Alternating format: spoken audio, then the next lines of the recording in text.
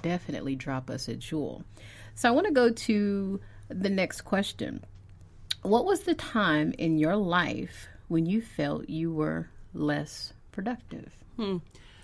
I mentioned it a little bit earlier. When I cared so much about what others thought of me, that's when I wasn't productive. What do you think it was? What do you think? What was your challenge with that?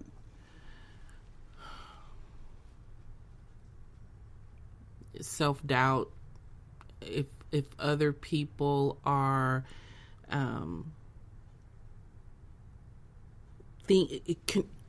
it's almost like when you are performing. Okay.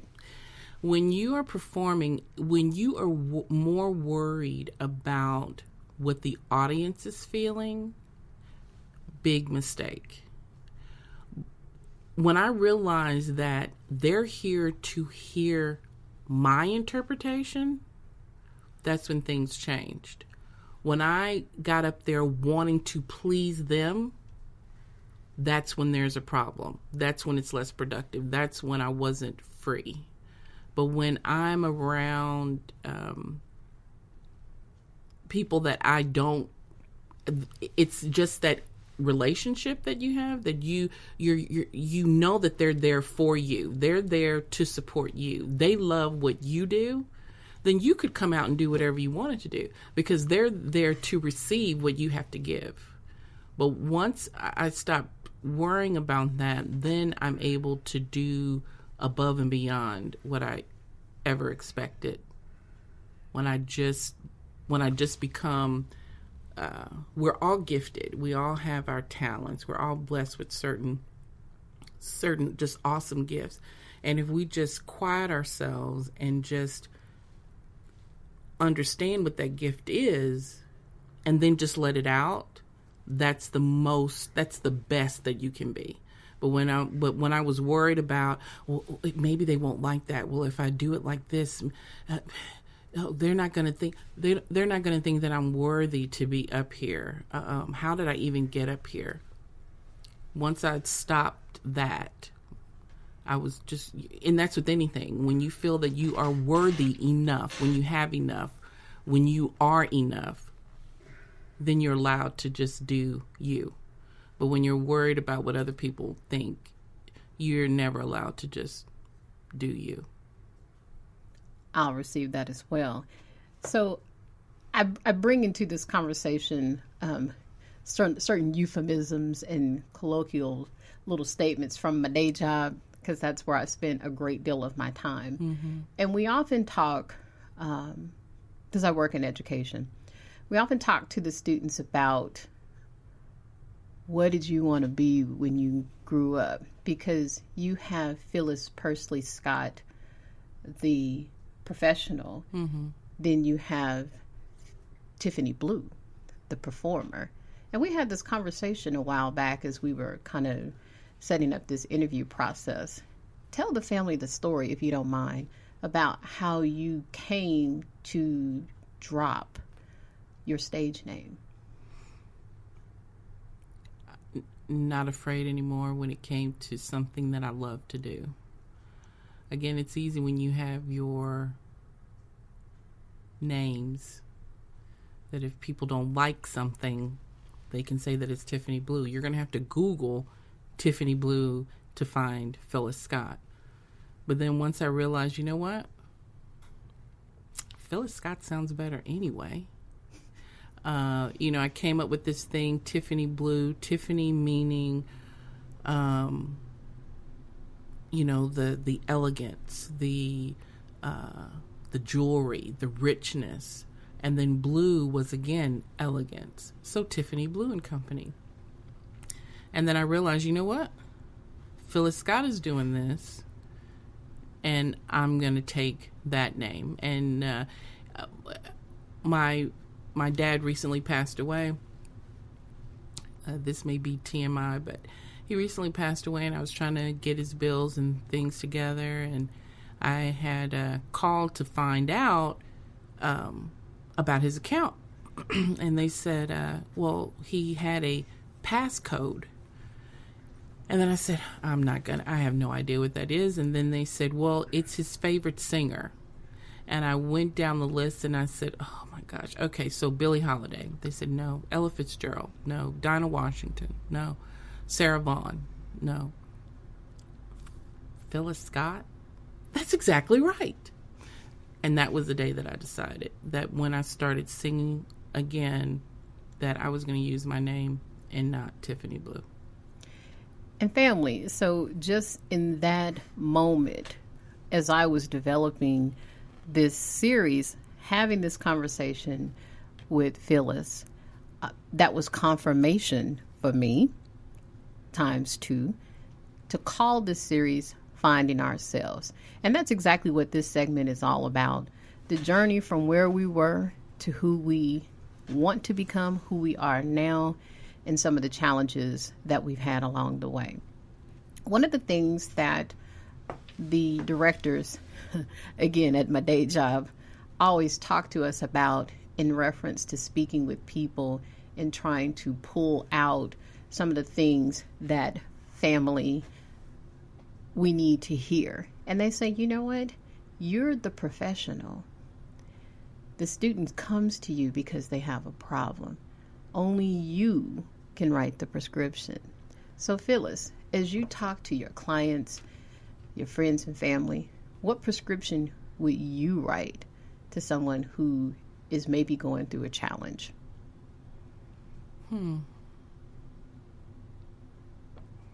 Be honest with yourself and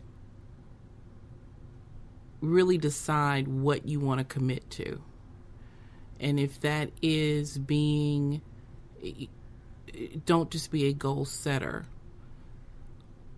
Put some action items, put some dates along with that. And if it's to be a better businessman or woman, then how are you going to do that? Are there classes that you need to take to be that better business person? But first, be honest, because some people will tell you and pretend that they want this or that. But if you're not committed to put the action behind it, you will never achieve your goal.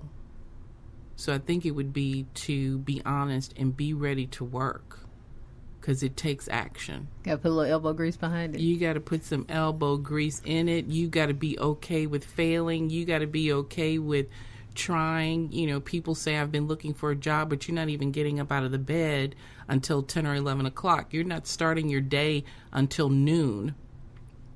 And then you want to know why you don't have a job or why you don't have this opportunity.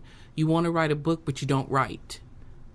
You want to learn how to play the guitar, but you don't practice. Right. You want to learn how to do all these things, but you don't do the action. So how does it happen? And it doesn't happen by osmosis. So how bad do you want it?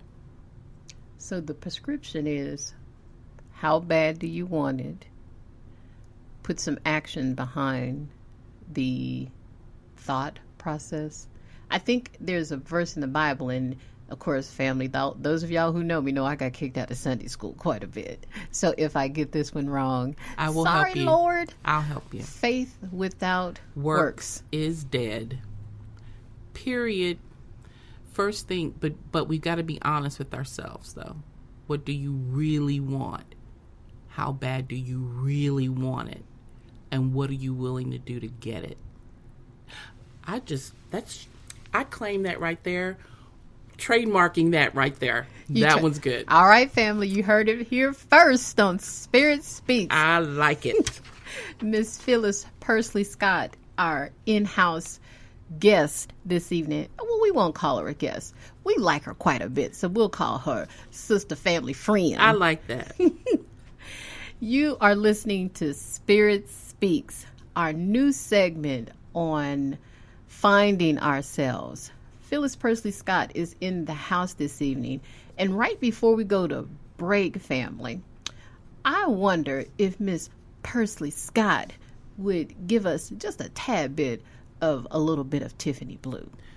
Oh, most definitely. And Phyllis Scott will do just fine. I'm claiming that part right there. Well, see, and you know what? And I'm glad you stand correct. I stand corrected, but I know that there had to be a song that you loved as you were performing as Tiffany Blue. And you're not off the rack, darling.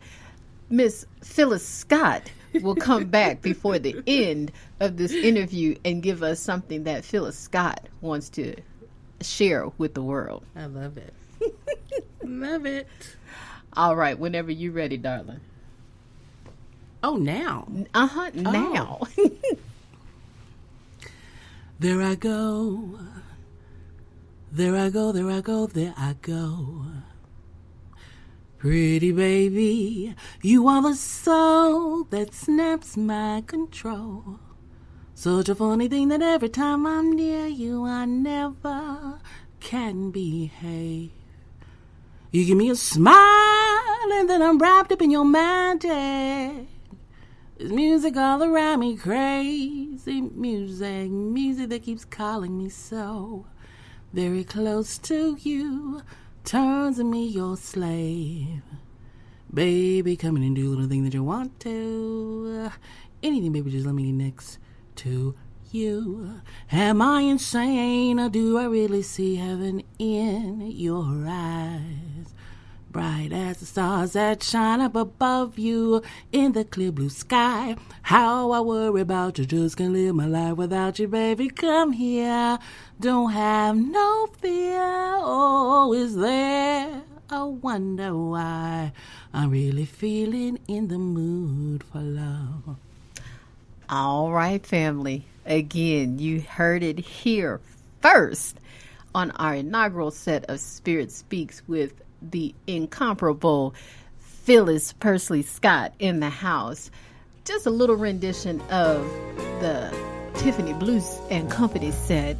And again, darling, you will not get off the hook without closing out this segment with Phyllis Persley Scott and No Longer Tiffany Blue as we talk one-on-one in this first session of Spirit Speaks.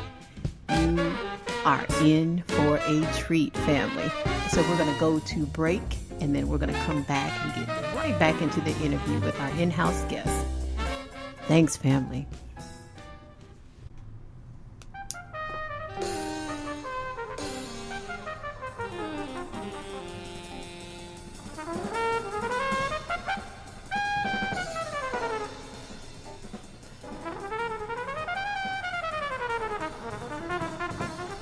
All right, family, we're back having a one-on-one set with Miss Phyllis Persley Scott.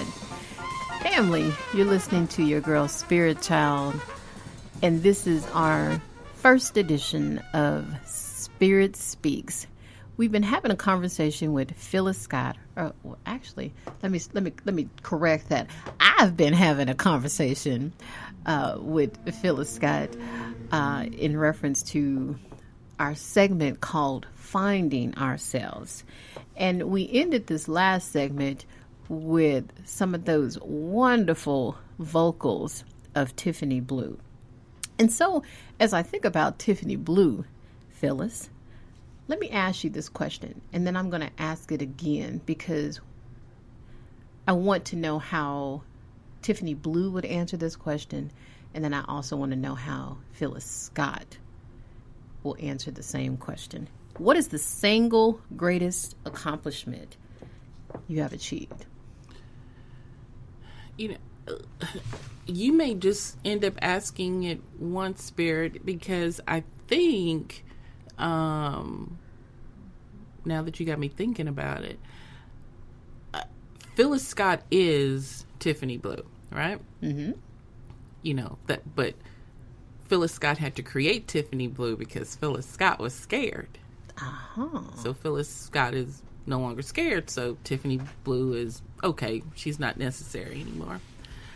So probably Tiffany Blue's biggest accomplishment would be, because she didn't start from way back, right? So it would probably be getting a group together, starting out at a winery, and not being afraid, just to do and express herself, I think would be her biggest